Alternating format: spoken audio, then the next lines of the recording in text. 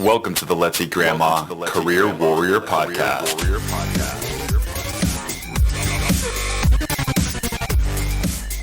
All right, ladies and gentlemen, welcome to the 48th episode of the Let's Eat Grandma Career Warrior Podcast, where our goal is not only to help you land your dream job, but to help you live your best life. College students and recent graduates, are you listening? This episode is for you. Tomorrow I fly to California to watch my sister at UC Santa Cruz graduate, so this episode is very special for me. I too was that college student who was worried and concerned about what job I was going to get. The things I asked myself: when am I going to get that job? What if I choose the wrong job? How should I apply for jobs? Well, I wish my 2014 self had this podcast episode to listen to. If I did, I would have a little bit more inspiration and guidance on my journey. Instead, I relied on observations of my friends who all were in the same exact boat as me. Today, you have the power to listen to the words of immense wisdom from a respected career coach who can help you land the job of your dreams. His name is Robert Moment, and he's helped many ambitious professionals get hired for jobs for 19 years at the Moment Group. Before founding his company, he worked at corporate for such brands as Citigroup, Xerox, Manpower, Sprint, and Pitney Bowes. He's also the author of Getting a Job After College, Job Search Strategies and Interview Preparation That Will Get You Hired.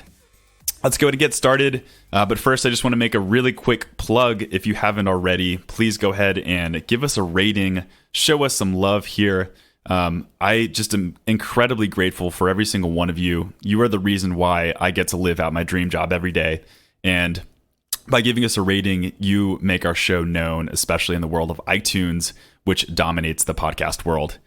So all you got to do is just pop open Career Warrior Podcast where the shows are, scroll all the way to the bottom, and let us know your recommendation. It would mean the world to me. All right. So if you're a college student, please get your notepad out because this is the only lecture you listen to today that will matter.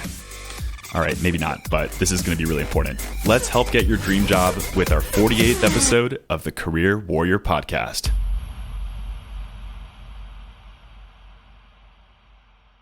Robert Moment, it's great to have you on here. How are you doing today? I'm doing great, Chris. I'm excited to be on the show, and we'll be able to help recent college graduates get hired, stand out, and get interviewed for jobs. Oh, fantastic. I don't even know where to start to you because you've been doing this for 19 years. It just blows my mind. But if you just want to give a summary about how you got into this field, I think that would help these college students and graduates out. Well, when I was in corporate America, Chris, I was helping a lot of colleagues and friends to get jobs, to interview. And over a period of time, when I was helping them, because based on roles that I've had in the past, corporate executive, account manager, and they said, can you help me? Because if you was able to successfully interview with Fortune 500 companies, can you share with me skills, strategies that help me get hired? So I was doing that just to be able to help people to succeed. And one day, a couple of clients said, you can do this for a living. And as they said, the rest is history. Now, did I always have the interview skills starting out when I graduated from college? No. Because my first 7 interviews, I didn't get hired. I didn't even get an offer. And I knew I was doing something wrong. So I made a bold move. After the 7th interview, I had the vice president's card. I called them and I said, would you be able to give me constructive feedback over lunch on why I didn't get this job? And he said, well, first of all, he said, I liked you. And he said, I like the bold move that you made calling. He said, well, really, I don't really supposed to tell candidates why they didn't get the job. We just send letters. We'll keep it on file and if we are interested. He said, but I will have lunch and I'll share with you on why you didn't get the job. Wow. We had lunch. And he said, you had a great resume. He said, professional dress. He said, you have a great GPA. He said, you even answered all of the questions correctly. Mm-hmm. So now I'm puzzled. And I'm looking at him across the table and I said, well, why didn't you hire me? He said, but you didn't stand up. And he said, if you had stood out, we would have gave you an offer. He said, you will just like everyone else. You dress professionally, great communication skills, resume. He said you look good on paper, but also you look good in person. But he said you didn't stand out. He said, going forward, if you learn how to stand out, you will start to get hired for jobs. And as he said, the rest is history. That changed the trajectory of my career. I truly believe that one meeting, it changed the trajectory of my career. So here's what I would say to your listeners. There's something that you'll be able to take away from this podcast interview today that will probably change the trajectory of your career starting out. That's absolutely amazing. And it's such a great story to open up. And kudos to your younger self for saying something like, okay, I want to get constructive feedback. I think a lot of people they're not brave enough to ask such a thing, but they may not think it's such an important thing to do. So kudos to you. I hope somebody listens to that, goes out there and starts asking why to try to improve themselves. I think that's awesome. So to launch into the first question, I want to kind of set the context for people, but why do you think it's so hard for all these college students to get a good job after college? I mean, you would think once you have the degree, that's all you need. It's the credential. But why are some people still struggling? Chris, that's an excellent question. And that's something that I've been able to address, I would say, over the last 5 years. And what I've noticed, this is consistent throughout. They don't have a solid job search plan. And it's too general. And when I say it's too general, you need to have laser focus, whether you're a recent college grad or even an experienced professional when you're in the market searching for a job. And when I say too general, example, let's say you want to be a business analyst. Now you're going to go to Indeed, let's say ZipRecruiter, and you're going to just type in what comes up in your area under business analyst. When I say plan, you have to know, for instance, the company, the industry, the culture, the skills. So that's why it's not really, they don't have a really solid plan. And I think also when they're starting out, it's about them as opposed to the employer. Mm-hmm. And it should be the reverse. It should be about what you can do and add value to the employer as opposed to you just going out and said, I want a job. Yeah. Typically, the clients I work with are a little bit older than college students, so they're kind of mid-career. But I've seen the same sort of mistake. It's not getting targeted. I've seen it more so in college students as you have, and also the fact that in a cover letter, it's most people are saying me, where they need to be putting the focus on the actual recruiters and the companies, I should say, to draw those connections. So they make this search about themselves and not the employee. And also what I've noticed, recent graduates don't know how to communicate value. They don't know how to communicate value on paper, which is our resume. And they don't know how to communicate value online, LinkedIn, and they don't know how to communicate that value in job interviews. So those are the three areas that they don't know how to communicate that value, which will make them stand out to get interviews and get hired. So would you say that's the hardest, probably one of the biggest mistakes that college students are making? Is it the communicating value factor? Yes, it is. And being able to identify what are the key soft skills that hiring managers are looking for, because that should be highlighted on resumes. It should be highlighted on your LinkedIn profile, and it should be demonstrated during job interviews. Excellent. I remember when, and this is the funniest, this is when LinkedIn was just, I guess, kind of taking off. It wasn't that big of a deal. But I think now, especially if you're a college student, you got to be on LinkedIn. You got to be getting your strategy out. And if you don't have a LinkedIn, totally fine. Start building it up right now. I think now's the time, especially when you're in college. So I like what you said about your online presence. I don't think that can be overstated. Just the way that this industry is moving, the way that hiring is moving. Eventually, paper resumes are going to be dead, and what's going to be left is our online presence. So if you don't have it now, definitely take Robert's advice here. Chris, a lot of recent graduates, they really need to know how to leverage LinkedIn, because LinkedIn there are so many ways that you can leverage to get the attention of hiring managers and even recruiters. And I think it's really underutilized. A lot of times they say, oh, let me just create a profile. But here's an example where a client about a year ago, she was having problems landing job interviews. So you got to be a little creative on LinkedIn. So I said, well, why don't you start to write articles? And she started posting articles. Now we made sure those was targeted to her industry. We addressed some of the problems of the industry. She started to get, I think the second day, 3,000 views. Oh man! But the next day, I think it increased to maybe 5,000. But what that did, she started to get direct messages from recruiters and hiring managers. She landed 6 interviews. Now she could have landed more, but she didn't want to relocate. And I said, you're onto something. So continue to write the articles. And that's how she landed her first job out of college. She started to LinkedIn Plus, and it's free. And the article was about 1,200 words, but it was a how-to, and it targeted that industry. And no, she is not an expert, but she got the attention of recruiters and hiring managers.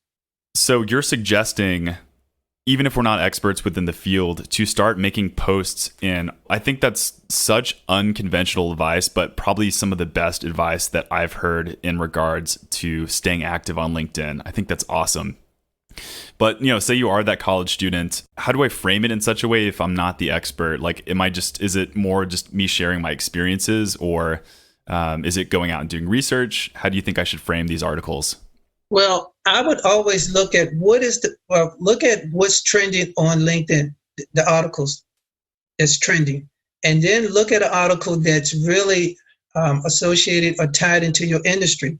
And you can take that same article and be very creative and maybe say the 10 tips, 10 ways, 10 keys. Now, yes, of course, in your own words, but because tips, ideas, and strategies will always get people's attention because it's how to. And look at, when I say the top trending articles on LinkedIn, because they're going to show you, 20,000 views, 5,000 views. So you're not trying to reinvent the wheel, because those articles, whoever wrote those articles, if it's 5,000, 7,000, those same people who are reading are decision makers, recruiters, and hiring managers. Yeah. You're giving me advice on how to grow my business, and you don't even know it. Because I actually utilize the same strategies for my business as well. Right? Exactly. It comes down to the core principle of what are people searching for? So where's the demand? And you're catering to that. And almost coming full circle to what you said earlier about oftentimes college students and job seekers are a little bit too focused on themselves, and they're not looking towards the companies that are actually doing the searches. So I really, truly think by employing your strategy, which is looking more from their perspective and catering towards that, I think these college students can get a lot more success within their job search. So that's fantastic. They can. And Chris, and even if you wanted to take it level up, you can even, a lot of recent graduates now, they are creating their own personal branding. I'm having them to create their own personal branding website. So they'll have the articles on that site. So they're also driving those decision makers, recruiters, and hiring managers to that site, and they see additional content. So it's been a win-win. Okay, so let's make sure we have everything here, because I want these college students listening to this episode to have a little checklist going. So you have your LinkedIn profile. You're posting articles on it. You have your personal page, which I think it sounds like very daunting to come up with, but I'm sure that there are there's Wix.com. There are all these websites that you can use to start that up. I think that's another great one. Let's talk about getting prepared for the interview, because I think that's something, circling back to like the interview you had, it was the fact that you weren't able to stand out but how in the interview specifically am I going to stand out? Well, it's all about strategy. And strategy is first, look at the job description and really thoroughly look at that job description. I mean, what skills do they want you to have for that job? Is it adaptability, time management, persuasion, creativity? Now you want to be able to tell your story, because stories really sell. They really do. Stories sell. And you want to, because a lot of times with recent college grads, they have little or no work experience. But there's, whether it's your volunteer work, intern, or even a part-time job or summer job, take those soft skills, and for each soft skills, I would highly suggest have a story that match each soft skill. And that will be able to help you stand out. And then even problem solving, have a problem solving, at least 2 or 3 problem solving stories. And you want to use a method, it's called the STAR method. And STAR is, you want to be specific. Mm-hmm. What's the task? What's the action? And what's the results? And the reason why I have recent college grads or experience, because it's clear and concise. You don't have to ramble. Just write down what the specific problem, what was the task, what was the action, and what was the end result. How do you recommend I practice it? Is this something I do like in front of a mirror or in the car? Do I time myself? Yeah, I would say mock interviews with a friend, mock, and then with yourself. But I always suggest a mock interview with a friend, because they can check your body language, and do they understand how you communicated on the other side? Meaning, when I say other side, do they understand the question, the answer to the question that they was asking? So mock interviews, I highly suggest mock interviews. And then, yes, you can get in a mirror and just talk to yourself. Say, tell me a little bit about yourself. Because that's one of the questions. What are your strengths? What are your weaknesses? Why do you want this job? Yep. And see how you respond when you're looking yourself right in the mirror. Yeah, that's such fantastic. Like I said, I wish this is actually 2012 Chris, but I remember not having any structure, not having any practice going into an interview. Probably one of the biggest mistakes I made that season. I remember I think it was like the interview was like 6:30 in the morning, and I had the interview in the hotel. The guy calls me in, and he starts, firing off all these behavioral questions where I needed to really sell those soft skills like you're talking about. And, just to show hospitality, service, those kinds of things. And I remember just being so ill prepared that I would take these probably cringe 10-15 second pauses because I couldn't think of what to say. And it was 6:30 in the morning. So, but that was probably the worst interview I've ever had in my life. And the guy knew how bad it was. And like, I was embarrassed. I was like turning red the entire time. But I actually, going back to what you talked about, the STAR technique and being able to actually show results, I remember being so absolutely crushed by that interview and how I felt that it made me come back so much stronger the next time. And I ended up rehearsing those questions, and not to brag or anything, but absolutely just crushed, like best interview I ever did in my life after that. Because like you said, the practice and being results oriented really, really does change the game. So thank you for bringing that up, and thanks for bringing me back to my early 20s. It's so true, and I hope that helps prove your point here. Well, I appreciate you sharing it, because we all have where we failed at something. Yeah. And failure is never final. So, what did you learn from that? And you learned to get better. Mm-hmm. And that's the same thing. I went through the same thing through a period of my life with the 7 rejections, but I got better. And when you get constructive feedback, and then too, when you can look at yourself and give yourself constructive feedback too, and say, okay, because we all have blind spots, Chris. Yep. And even today, I still have blind spots. It could be marketing something, but I have blind spots. And when somebody can say, Robert, you need to go left instead of right. Because I always say, when I stop listening, I stop learning. Absolutely. Yeah, that's great words of advice. It's truly amazing. Okay, so great. I have my LinkedIn profile that I'm going to start revamping. I'm going to start getting more active on LinkedIn. I have my personal page if I do decide to do that. I have my interview skills. What else is missing from the picture to help me land that dream job? Well, I would say to build a list of targeted companies. Build a list, know what you want, but build a list of targeted companies. Is it mid-sized companies, Fortune 500? But build that list, because based on that list, you started to become clear on what you want. And I think when we was talking earlier about being too general, I just want a job. What company, what position, what skills, be laser focused on everything that you do in terms of job search. Because when you're laser focused, you'll be able to get closer to achieving what you want to achieve. Exactly. So how am I doing research here? Am I looking at what's probably like the best tool you think for finding the right companies? Right companies, you can, just do a Google search just in your area. You could do Chamber of Commerce. That's probably the number one, because they have a list of all the companies that's within that area. And Chamber of Commerce, and then you can start doing research on Glassdoor based on the reviews of the company. And even just do a Google search and say, let's say consulting companies in the state of Washington, whether it's Tacoma, Washington, and see what comes up.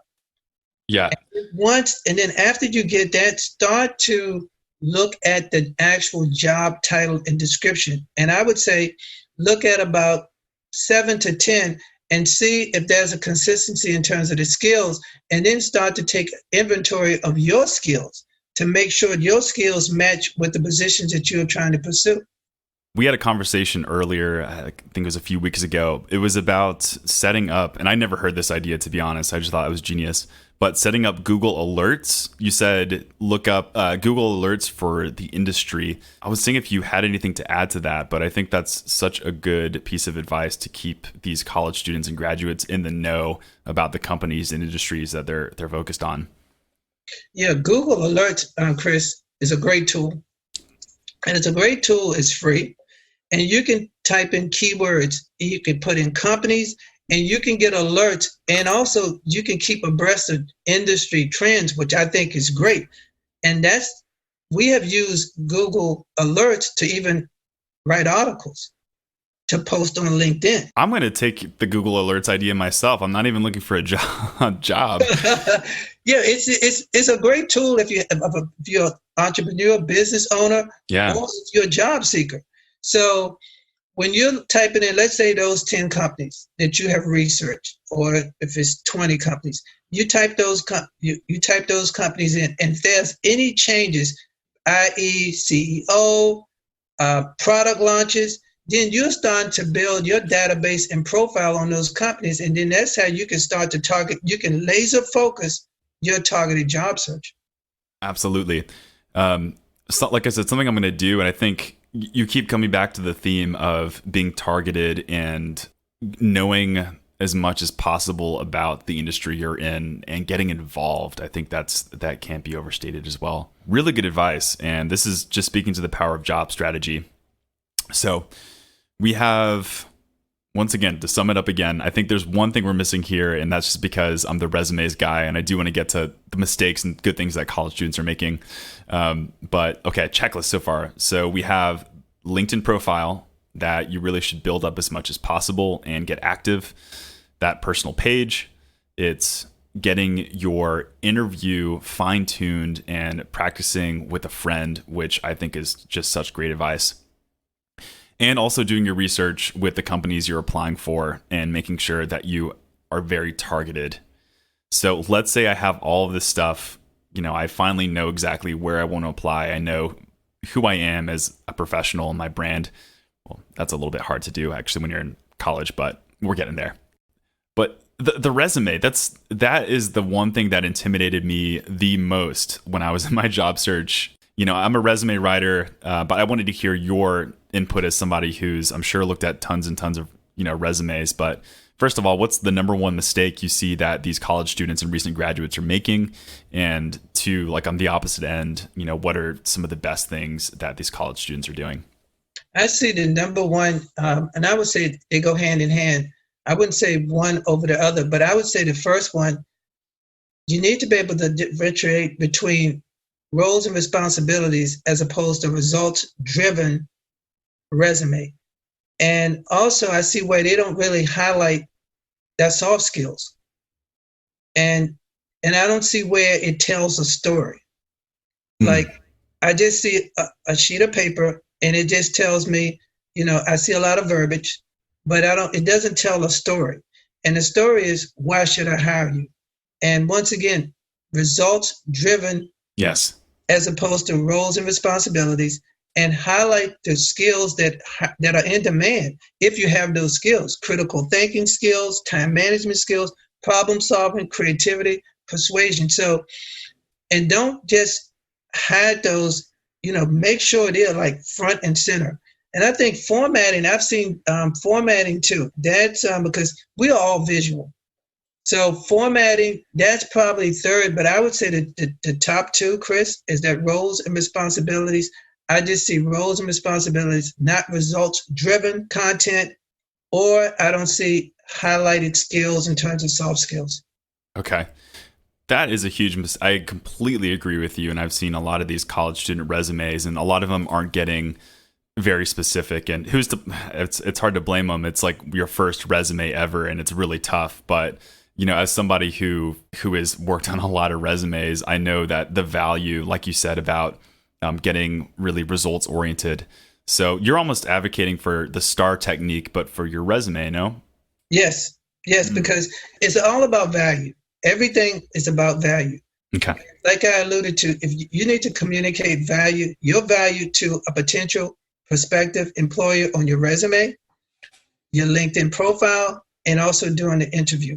So it's always going to go back to value, because when they can see that you can add value, then all of a sudden they can see you as a new hire. And then when they can see you as a new hire, then you can become indispensable once you start to work. But it's all about value. What I want the listeners to know, you need to know your value. You need to be able to effectively communicate your value. And then when you are hired, you need to be able to demonstrate your value in the workplace each and every day. Absolutely. Such great words of wisdom, and can't thank you enough for doing this so far.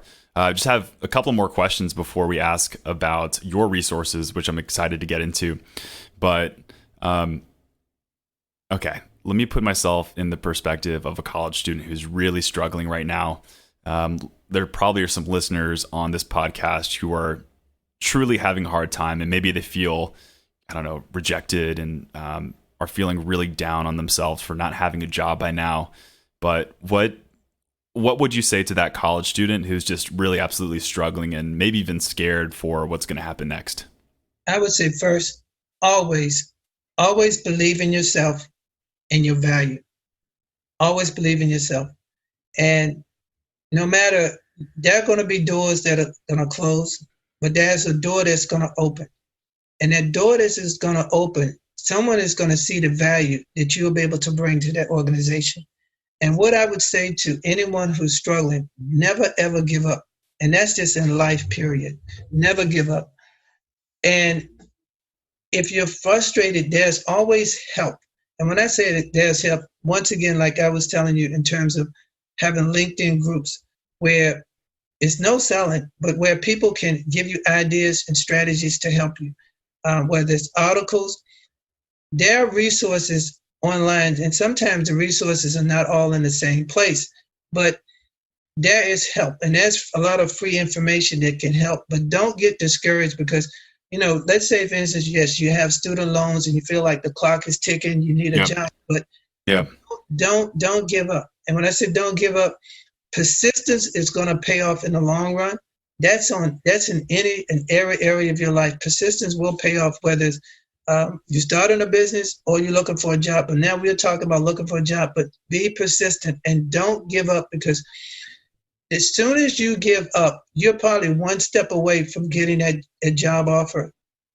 Don't give up.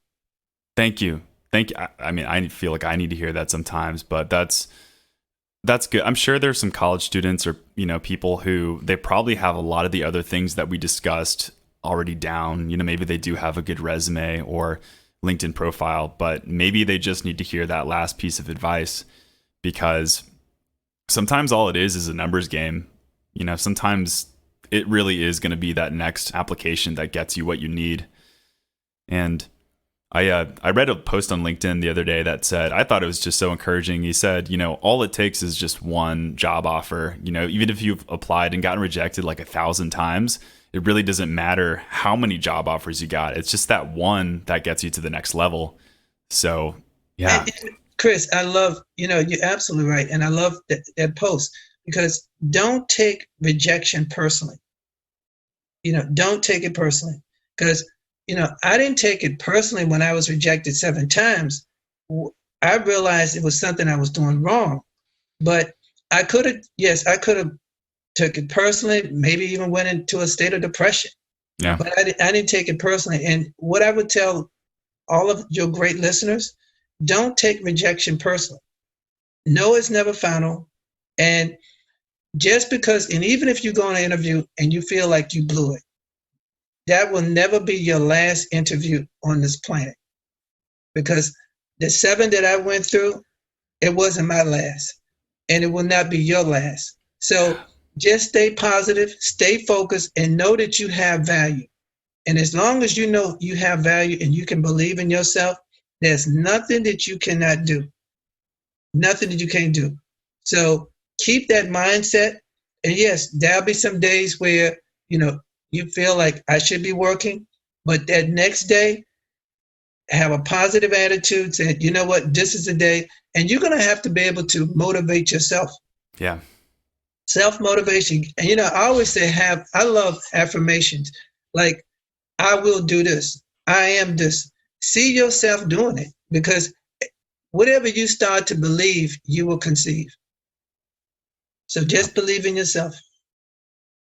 Man, I'm not even a college student. Haven't been one for a while, but you have got me with all sorts of feels right now. I'm like tearing up over here.